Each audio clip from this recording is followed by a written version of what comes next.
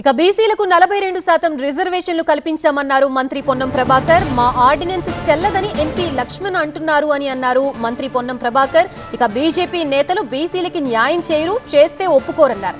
BRS working president పదవి బీసీలకు ఇవ్వగలరా అని ప్రశ్నించారు పొన్నం. రిజర్వేషన్లకి బీజేపీ బీఆర్ఎస్ అడ్డుపడితే సహించబోమన్నారు.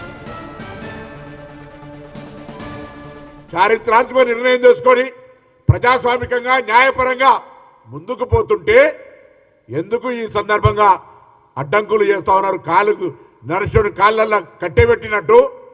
అరే వీలైతే చేతనైతే ఒక న్యాయపరమైన, సామాజిక పరమైన, రాజకీయపరమైన సలహా చెప్పండి.